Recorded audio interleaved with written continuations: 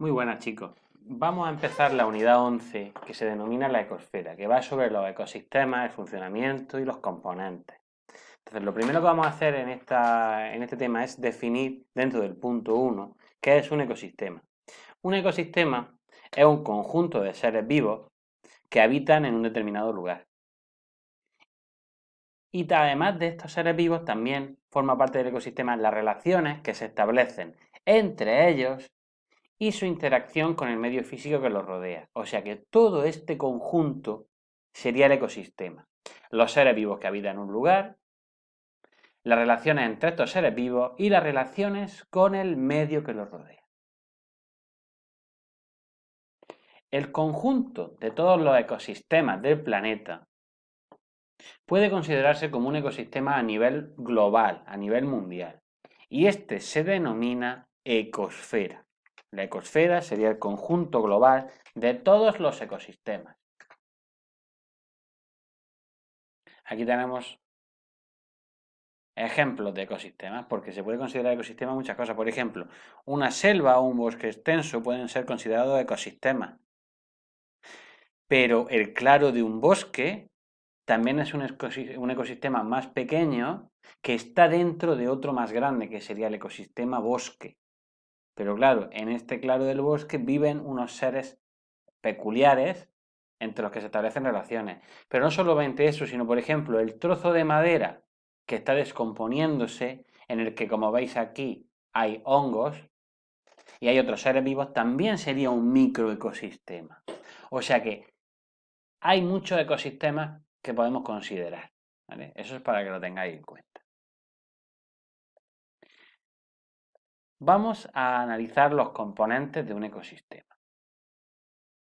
Lo primero es que hay que indicar que hay dos tipos de ecosistemas principalmente, los terrestres y los acuáticos, ¿vale? Esas son las dos partes del ecosistema principales. ¿Vale? Dentro de estos pues habrá diferentes tipos. Los principales componentes de un ecosistema son el biotopo y la biocenosis, que os suena un poco raro, yo creo que nunca lo habéis visto, pero es muy simple. El biotopo va a ser todo lo que no está vivo en el ecosistema. Son los factores abióticos, que no tienen vida. Es decir, la parte física del ecosistema, como por ejemplo las rocas, el suelo, el aire o el agua. También tenemos características ambientales, como por ejemplo la luz que hay, la temperatura, la cantidad de oxígeno, la humedad. Todo esto es el biotopo, la parte que no está vivo, las condiciones ambientales, los recursos que van a tener los seres vivos. Y luego tenemos la parte viva, que sería la biocenosis o comunidad. Esto es el conjunto de seres vivos que habitan un ecosistema. Estos acordados que están representados en cualquiera de los 5 reinos que vimos. Acordaos de los 5 reinos, que os voy a hacer una pregunta sobre esto. Acordaos, los 5 reinos eran, os lo voy a decir ahora mismo. Reino monera, que eran las bacterias. Reino protoctista, que eran los protozoos y las algas. Reino hongos, en el que están incluidas las setas y todos los hongos. Reino animales y reino vegetales.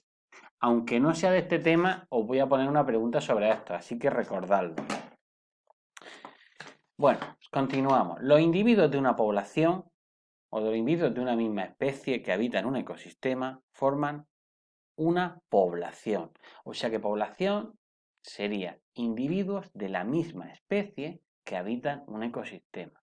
Por ejemplo, imaginaos en un bosque una población podría ser, por ejemplo, el conjunto de conejos que están en los arbustos del bosque, por ejemplo, o el conjunto de los pájaros de la misma especie que se encuentran en el ecosistema. Eso sería una población, pero tienen que ser de la misma especie. Pues bien, los seres vivos y las relaciones entre ellos se denominan factores bióticos. O sea, los factores bióticos serían los seres vivos y sus relaciones en el ecosistema. Por ejemplo, relaciones de depredación, por ejemplo, un zorro que ataca a un conejo o relaciones de competición por recursos, por ejemplo, dos herbívoros que se comen la misma planta. Todo eso son los factores bióticos del ecosistema.